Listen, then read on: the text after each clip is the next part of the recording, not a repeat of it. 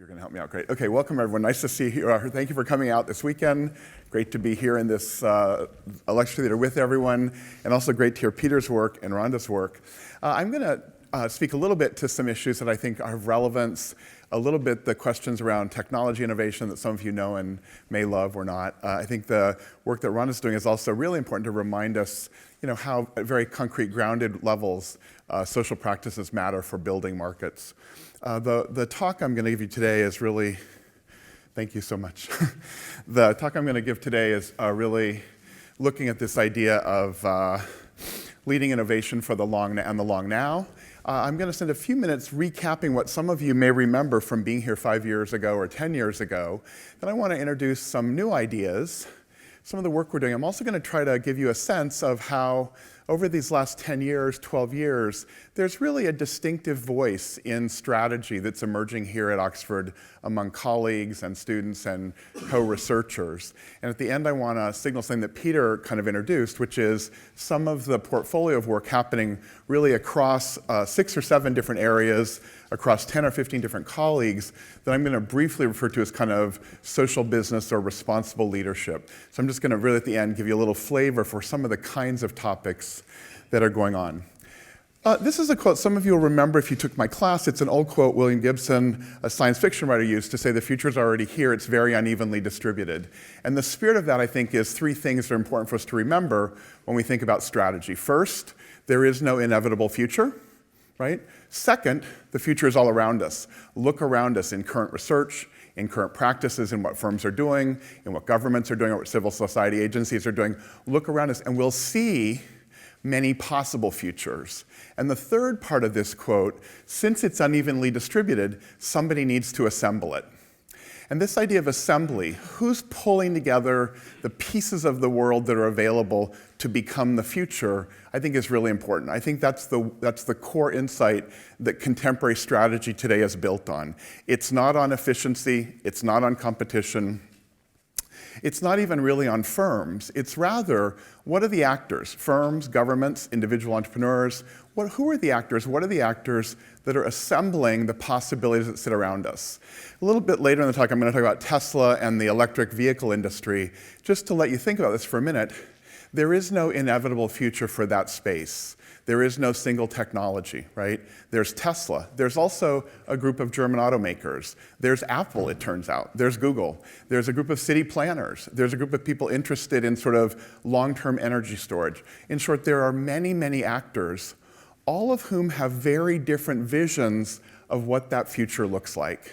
And so the argument I'm going to make to you is those futures, those strategic options, are not about a technologically driven future, but are fundamentally political and institutional and social.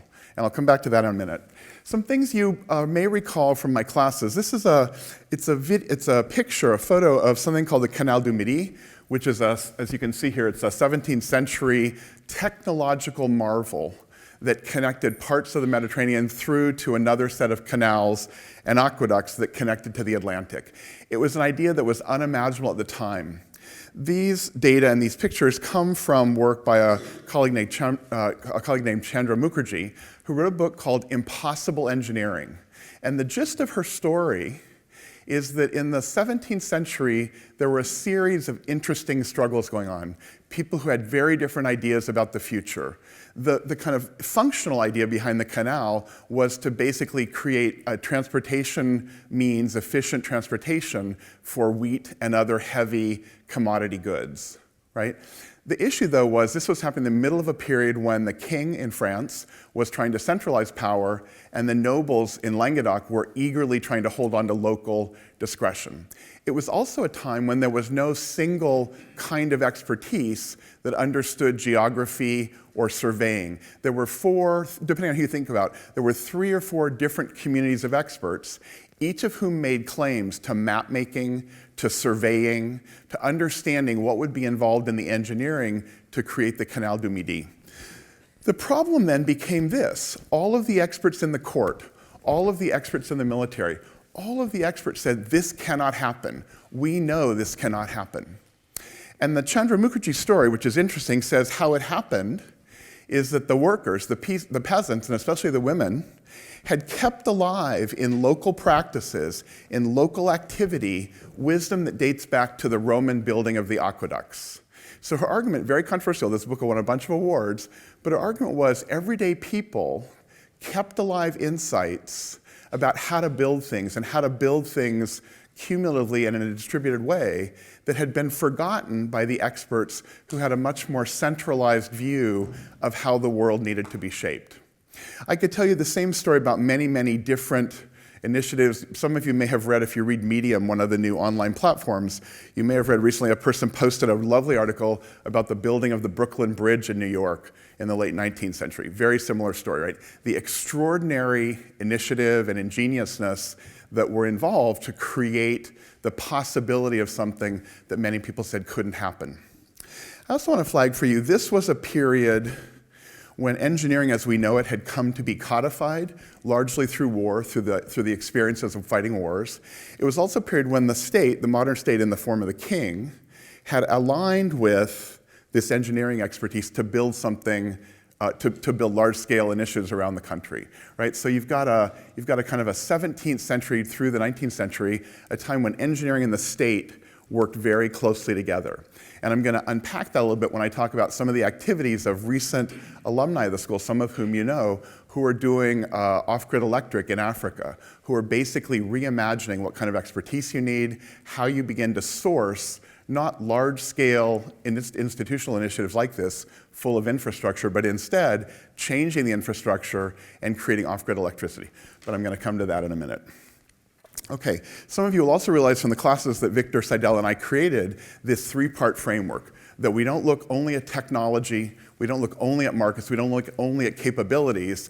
We have to look at all three of them in intersection and in common and iteratively over time, right? That's the gist of the class some of you took.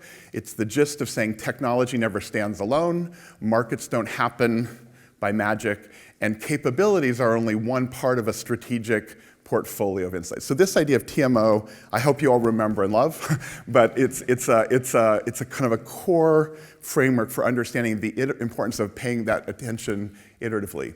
Some of you will also remember this. It's an old classic Harvard case, the 19th century US ice industry. We use it to start the course here. We use it to start a lot of the courses.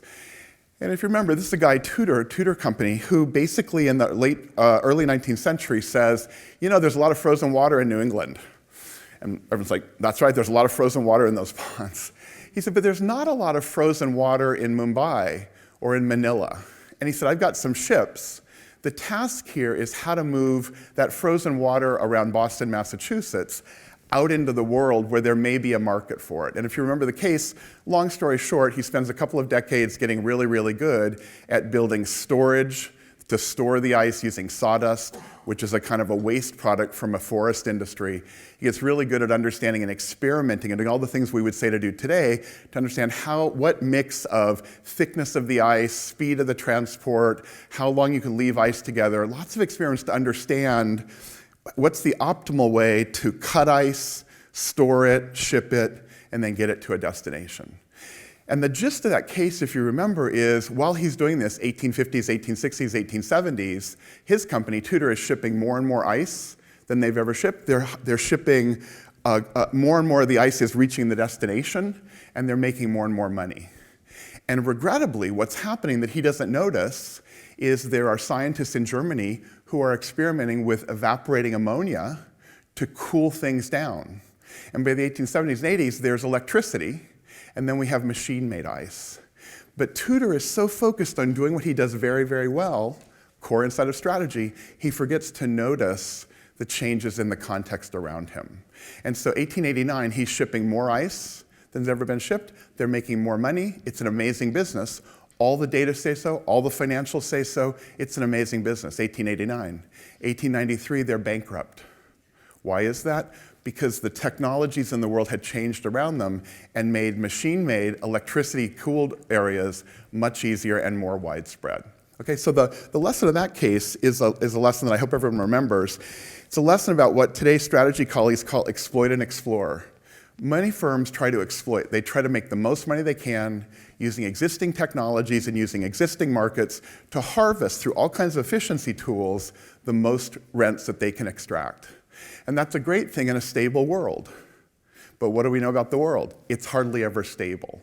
And so this idea of explore says every firm, while it's also trying to make a lot of money today, has to begin to envision and experiment and explore and try to figure out what's the world going to look like tomorrow, and how can we transition there or adapt or potentially even control what the world looks like tomorrow. So that if you call that exploit-explore coupling, that ratio of exploit-explore has become, I think, central in how we think strategically. What do we do today? How do we use resource, energy, attention, finance, capabilities? What do we do today? And then the question is that going to help us tomorrow? And in many industries, the answer is it may not help us so much. And we actually may be stuck in doing what we did today, tomorrow, like the Tudor Ice Company, right? So you remember, that's a story about exploit-explore as kind of a critical way to think about strategy. Okay, this is sort of all the review, if you will. I want to push on a little bit. The talk I'm going to today is built a little bit on some work done here at the Oxford Martin School. It's one of the other large centers at Oxford. A couple of years ago, colleagues there commissioned a study to say, let's think about now for the long term. Let's understand that what we're doing today already is visible and will shape tomorrow. So a few minutes ago, I gave you that Gibson quote, the future's already here, it's just very unevenly distributed. Well, the Oxford Martin School study across many sectors said, here are the todays, and here are some of the tomorrows they're confronting. And they concluded by saying, we need to think of the long now. We need to be understanding what we do today is already shaping the long now. And my kind of comment here to bridge us into the new work is too much today is focused on near-term financial accountability, near-term risk management. You know, the quote here from a colleague at Stanford, organizational life today is beset by demands for accountability, calls for ways to demonstrate, document effectiveness, language and routines attempt to explain to a larger world what organizations do and how well they do it. That should sound a lot like exploit. And that's not a bad thing, but without a time subscript, without some attention to explore, that may be a very difficult position. Then we go on to say, in the current climate for impact, the work of infrastructure is too often underspecified, if not actively neglected, and impact itself is too often conceived and measured in too much now and not enough long now. So what I want to do is think with you a little bit about infrastructure for the next couple of minutes. Steve Jobs a long time ago said this. I think this quote is really telling. It's a quote about organizational patience. It's a quote about location. It's a quote, if you believe the Gibson quote, it's a quote about the future's already distributed, it's just very unevenly distributed. Well, Steve Jobs is someone who was sitting in part of that positive part of the uneven distribution. And he says, as you can read here, he says, this is the point I want to go to, he says, things happen fairly slowly, you know. Excuse me, that's a big challenge for people who think hyper-competition, oh, the tech industry is moving so quickly. I want you to think a lot about Steve Jobs' position in a very small world that's a very tightly coupled world that has changed the nature of the world we live in, right? He says, things happen fairly slowly, you know, they do. These waves of technology, you can see them way before they happen, and you just have to choose wisely which ones you're going to serve. If you choose unwisely, he says, then you can waste a lot of energy. But if you choose wisely, it actually unfolds fairly slowly. It takes years. Okay, why am I asking you to think about this kind of, old Steve Jobs quote that really challenges a lot of the imagery of urgency, hyper-competition, do things right now. The industry is moving so quickly. Excuse me. In part, it's because I want you to begin to think about the work each of you can do in this room. It's another idea you may remember from my classes. This idea of a system builder comes from work by Thomas Hughes. He's an historian who really tried to understand the rise of large-scale electricity grid systems. Much like the power of the Canal du Midi 2 centuries earlier, this was a kind of a celebration of modern engineering knowledge and the state, and a group of people who were trying to really understand how do we take something that is unknown, electricity. 1860s, 1870s, there were still debates about did electricity exist, what was it, how did you measure it, how could you see it, who in a few decades settled those debates and move on to fundamentally building a large, commercially viable system of delivering electricity to public buildings and homes in much of Western Europe and North America. Thomas Hughes calls these people system builders. They were, in fact, inventors, they were scientists, they were engineers, they were entrepreneurs, they were many things. He called them system builders because he says the real work here, and here I want to think about people like Jobs or other contemporary figures. He said their work involves really unbuilding what's already in place, unbuilding the infrastructure for the gaslight industry, unbuilding the infrastructure for the predecessor industry, and reimagining and then implementing on that imagination the infrastructure for today.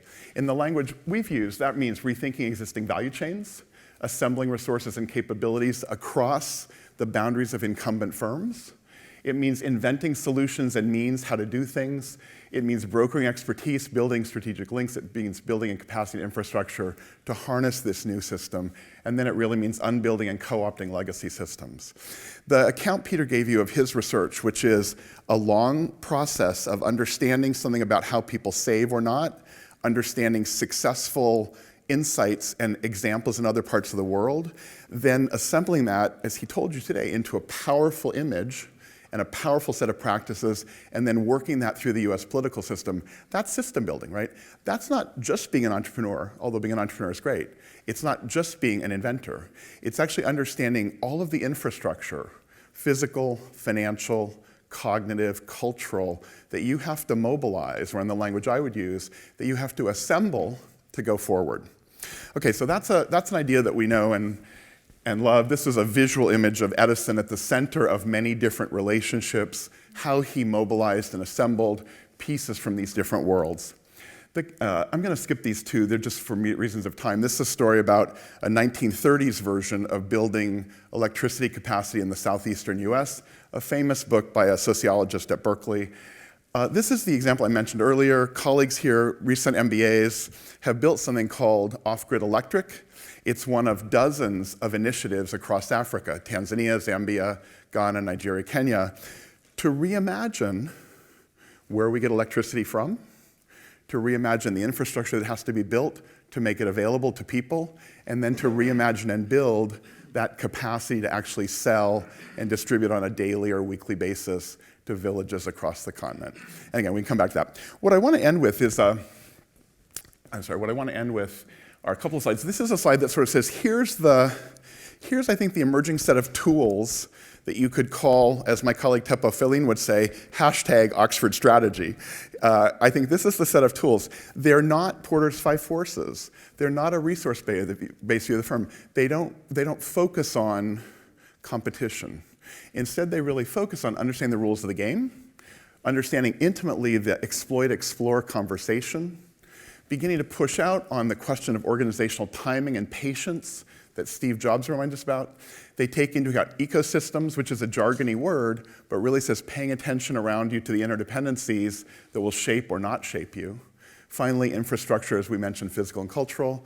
I think it wraps up in work by a colleague, Colin Mayer, whom some of you remember, very prominent finance colleague who studies corporate governance, wrote a book a couple of years ago called Firm Commitments, How Corporations Are Failing Us and Why We Don't Trust Them, asking us to really reimagine the role of firms in this wider world. And finally, I think also this idea of obliquity. Some of you may know John Kay, a still earlier dean of the school, who is a columnist for The Guardian today, who wrote a book recently called Obliquity, which is an odd word, but really comes from the word oblique, where he says sometimes when you want to accomplish things, you really need to go at it indirectly, in a distal way, in an oblique way. And that's a very fundamentally shifting way of understanding what it is that strategy does, how strategy is practiced, and why we might want to worry about strategy. Okay, so I'm going to stop there. If there's time for questions, I'm happy to do a couple of questions. Happy to talk a little bit about the social business world as well. So thank you, and time for questions, I guess.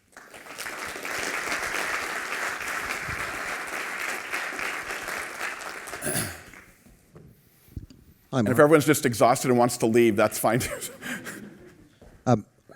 Can you hear me?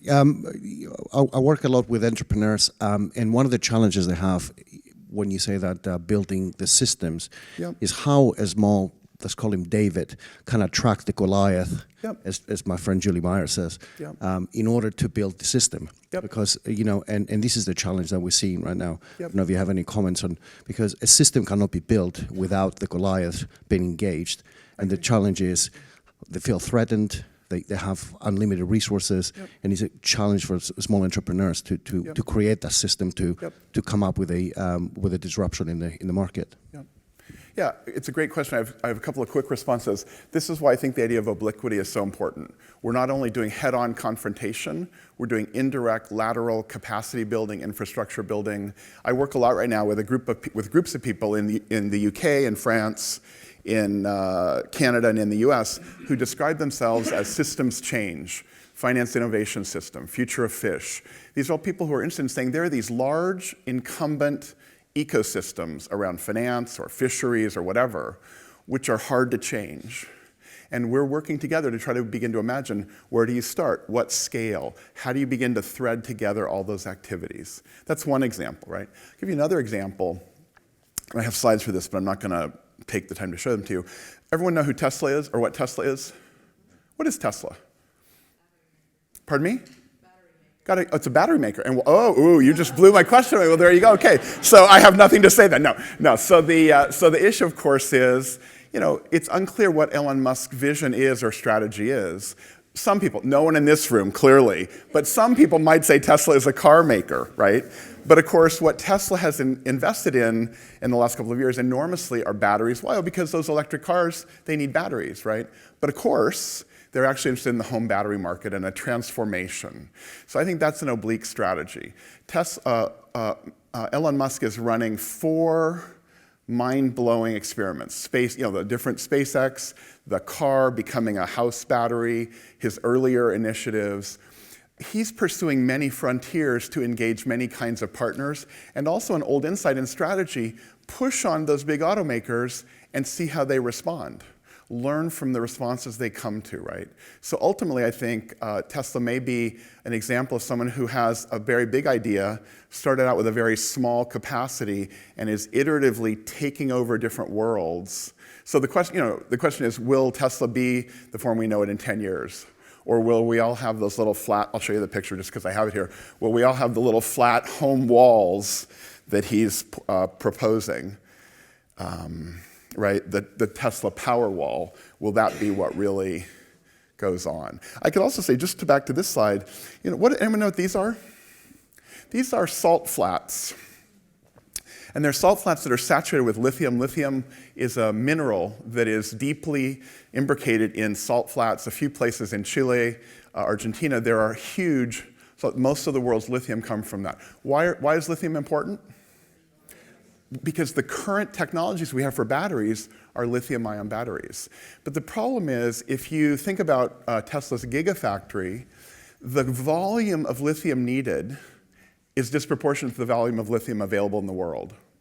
And if you think one step further, there's a set of scarce minerals, scarce rare earths, that are actually critical for the magnets that make the batteries work. So what we're going to see eventually and they're mostly located in parts of Africa and in China. So what we may see eventually, everyone know the idea of blood diamonds? So we may see the idea of blood batteries, right? If you're extracting this rare earth in ways that are politically compromised, that rare earth is critical for using lithium to make batteries. What's going to happen over time? Arguably, someone's going to invent an alternative to lithium-ion batteries. And this gets us into that whole question of value change, institutional politics.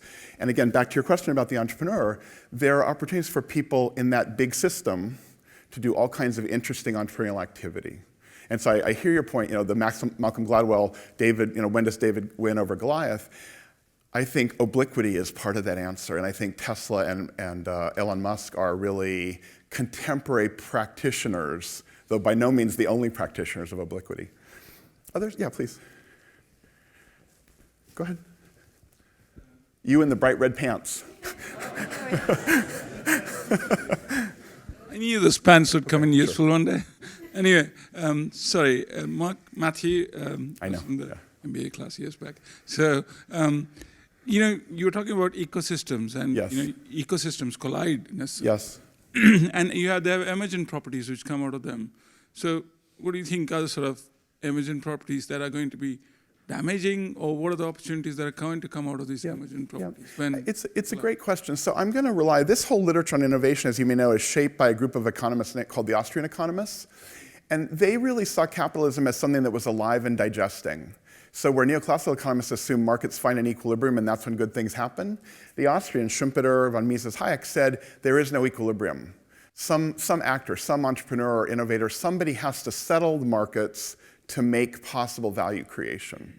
And so I think that kind of conflict is really present and ubiquitous. Schumpeter, as you also talked about creative destruction, where the incumbent ecosystem, now well-functioning, extremely well-articulated for all the participants and stakeholders, gets blown up by a new technology, by some discontinuity. That is both destructive of the existing infrastructure, but it's also, in their terms, creative. New kinds of resources are made available. Resources that were locked in existing social structure are freed up to recombine. And so they see innovation as recombination. Notice, the story I just told you is not necessarily consumer-friendly. Right? Neither is Michael Porter's work. What's Michael Porter's ideal industry? An oligopoly about industry, corporate welfare, not consumer welfare. And this, again, is where I think Peter's work on consumer finance is so distinctive, helping us realize there's a whole zone to talk about consumer well-being. I think the kind of struggle and conflict you're describing describes how capitalism works. I don't know that it's good or bad in the near term for people. I think that's my last question, so thank you very much. Yep.